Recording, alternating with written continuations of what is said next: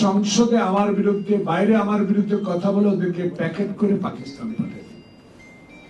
আমি উত্তরে বলেছিলাম ইনশাল্লাহ একদিন সময় আসবে আপনাকেও প্যাকেট করে হিন্দুস্তানে পাঠানো হবে। তার প্রমাণ হলো ছাত্র জনতার এই বিপ্লব, এই রক্ত, এই আন্দোলন।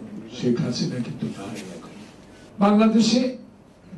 আপনার মতো যে লোকটি বিশ্বের দরবারে বাংলাদেশের মানচিত্রের মতো আরেকটা মানচিত্র খাড়া করিয়ে পৃথিবীর ইতিহাসে আপনি নোবেল বিজয়ী আমাদেরকে পরিচিত করে দিয়েছেন, আপনার মতো সে ব্যক্তিটিকেও 14 তলা পর্যন্ত পায়ে হেঁটে উঠতে হয়েছে, লিফট বন্ধ করে দিয়েছে শেখ হাসিনা।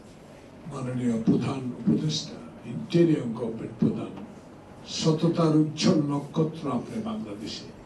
কথা বলেন, তাকে আনেন, তার পরিবারের 2-1 জনকে গ্রেফতার করেন যারা অঢেল সম্পত্তির মালিক। অহংকার করে অহংকার পতন হয়েছে। আমি বিশ্বাস করি আওয়ামী লীগ আরো 100 বছর, 50-100 বছরও ঘুরে দাঁড়াতে পারবে না যদি সঠিক পথে আপনি সংস্কারের কাজ করেন। সত্যই কারো কাছে আল্লাহ ছাড়া এখনো মাথা নত করে নেই।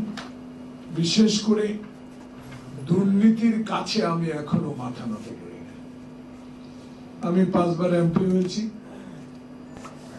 আমি দুর্নীতি কি জিনিস আমি এখনো দেখিনি। আমি 5 বারের এমপিতে আমি একবার কোনোদিনও থানায় যাইনি, নিজের সরকারের আমলে হোক বিরোধী দলে হোক। ইউএনএ অফিসেও আমি কোনোদিন যাই। 16 বছর পর এবার উপজেলার পাশে দিয়ে যাওয়ার সময় তাকিয়ে দেখলাম অসংখ্য আইন শৃঙ্খলা বাহিনী গত 2 দিন আগে সেনাবাহিনী প্রবেশ করছে। আমি দাঁড়িয়ে জিজ্ঞেস করলাম, স্যার আজ থেকে অনেক সেনাবাহিনী 300-250 ভালো। 1 মিনিটে যারা গণতন্ত্র হত্যা করে বাংলাদেশে আকাঙ্ক্ষিত স্বাধীনতার ফলটা আমাদেরকে, সুফলটা আমাদেরকে আমার বামে ডানে যারা বসে আছেন তাদেরকে দেয় না। তাই আমরা আওয়ামী লীগের পক্ষে কথা বলি না, আওয়ামী লীগকে সমর্থন দিতে পারিনি। এই জন্য আমি ঢাকা বিশ্ববিদ্যালয়ে পড়তে কোনোদিনও শেখ মুজিবুর রহমানকে পছন্দ করতাম, হ্যাঁ দল করতাম, ছাত্রলীগ করতাম, কোনো বিষয়।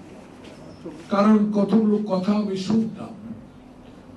নূরে আলম সিদ্দিকী সাহেব মারা গেছেন, ওনার সাথে আমি যেতাম প্রায়। মাখন ভাই মরে গেছে, তার সাথে প্রায় যেতাম। আমার ভালো লাগতো। তার প্রমাণ হলো উনি বন্দিদশা থেকে এসে যখন পার্লামেন্টে নিজের দলকে হত্যা করে, গণতন্ত্রকে হত্যা করে, সকল সাংবাদিকের স্বাধীনতা হরণ করে, সকল পত্রিকা বন্ধ করে দিয়ে নিজের মনের মতো কয়েকটি পত্রিকা চালু রেখেছে। সেটি আজকে উঠিয়ে দিচ্ছেন রুবেল জার্নালিস্ট ফাউন্ডেশন, যে আমরা পত্রিকার লেখনের স্বাধীনতা চাই, সাগর রুনি হত্যার বিচার চাই, আমরা বাঁচতে চাই, আমরা কথা বলতে চাই। ইতিহাস অনেক বলার প্রয়োজন নেই, অতীত অতীত। আমি একটা রেকর্ড অনেকদিন পর আমার টেলিফোনে একজনে পাঠালো, আমার মনেও নেই। পার্লামেন্টে আমি বলছিলাম, যখন খোকাকে আমাকে প্রথম 96 সালে গুলি করে যাত্রাবাড়ি ব্রিজের উপর, নোমান আমি খোকা রক্তাক্ত অবস্থায় পিজি হাসপাতালে ভর্তি হই। তখন সংসদে দাঁড়িয়ে একজন বলেছিল গরুর রক্ত, ছাগলের রক্ত মেখে ওরা হাসপাতালে ভর্তি হয়েছে। উনি বলেছে যে খালেদা জিয়াকে প্যাকেট করে শেখ হাসিনা, আমি ছিলাম না ওদিন পার্লামেন্টে, আমার ওনার কোনো একটা কাজে বাইরে ছিল। পরে আমাকে একজন বললো যে শেখ হাসিনা বক্তব্য দিয়েছে, উত্তর তোমাকে দিতে হবে, ম্যাডাম আজকে আসবে না, মধুৎসব থাকবে না। উনি বলেছে যে যারা সংসদে আমার বিরুদ্ধে, বাইরে আমার বিরুদ্ধে কথা বলে ওদেরকে প্যাকেট করে পাকিস্তান পাঠাবে। আমি উত্তরে বলেছিলাম ইনশাল্লাহ একদিন সময় আসবে আপনাকেও প্যাকেট করে হিন্দুস্তানে পাঠানো হবে। তার প্রমাণ হলো ছাত্র জনতার এই বিপ্লবের রক্ত, এই আন্দোলন। শেখ হাসিনা কিন্তু নাই এখন।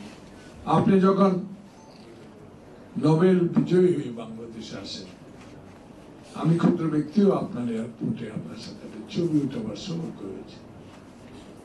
আপনার কাছে বিনীত অনুরোধ থাকবে, জনপ্রতিনিধির হাতে অবিলম্বে ক্ষমতা হস্তান্তর করার একটা প্রক্রিয়া আপনাকে সৃষ্টি করতে হবে। আপনার সততা, বিশ্বব্যাপী আপনার খ্যাতি, কোনটাই আমি অস্বীকার করি না, আমরাও করি না। এখানে যারা আমার সচেতন ব্যক্তি আছে তারাও অস্বীকার করে না, আমার সাইফুল ভাইও অস্বীকার করে না, বাংলাদেশের কোন জনগণ আপনাকে অবিশ্বাস করবে না। কিন্তু একটা জিনিস লক্ষ্য করা যায়, লক্ষ্য করতে হবে আপনাকে। বাংলাদেশে আপনার মতো যে লোকটি বিশ্বের দরবারে বাংলাদেশের মানচিত্রের মতো আরেকটা মানচিত্র খাড়া করিয়ে পৃথিবীর ইতিহাসে আপনি নোবেল বিজয়ী আমাদেরকে পরিচিত করে দিয়েছেন, আপনার মতো সে ব্যক্তিটিকেও 14 তলা পর্যন্ত পায়ে হেঁটে উঠতে হয়েছে, লিফট বন্ধ করে দিয়েছে শেখ হাসিনা। এগুলো আপনি হয়তো মনে নাই, থাকার কথা না, কারণ আপনি তো কারো বিপক্ষের লোক। আপনাকে কষ্ট দিয়েছে, আল্লাহ দেখেছে, আল্লাহ নালত গজব তার উপর পড়েও গেছে। বাংলাদেশে যদি ভারতের সাথে বন্ধি বিনিময় থেকেই থাকে, মাননীয় প্রধান উপদেষ্টা, ইন্টেরিয়র গভর্নমেন্ট প্রধান, সততার উজ্জ্বল নক্ষত্র আপনি বাংলাদেশে কথা বলেন, তাকে আনেন, তার পরিবারের 2-1জনকে গ্রেফতার করেন যারা অঢেল সম্পত্তির মালিক, যারা বাংলাদেশকে অর্থনৈতিক মেরুদণ্ড ভেঙে চুরমার করে দিয়েছে, যারা সকল সাংবিধানিক প্রতিষ্ঠানগুলোকে ধ্বংস করে দিয়েছে, যারা বিচার পক্ষে না আসলে হাইকোর্টে ময়লা ফেলেছে, যারা বিচার পক্ষে না আসলে হাইকোর্টের এজলাসে লাথি মেরেছে, তারা এখনো বাংলাদেশে আপনাকে অস্থিতিশীল করার প্রক্রিয়ায় জড়িত। এদেরকে অবিলম্বে সকল পর্যায় থেকে সরানো প্রয়োজন। অহংকার করে অহংকার পতন হয়েছে। আমি বিশ্বাস করি আওয়ামী লীগ আরো 100 বছর না, 50-100 বছরও ঘুরে দাঁড়াতে পারবে না যদি সঠিক পথে আপনি সংস্কারের কাজ করেন।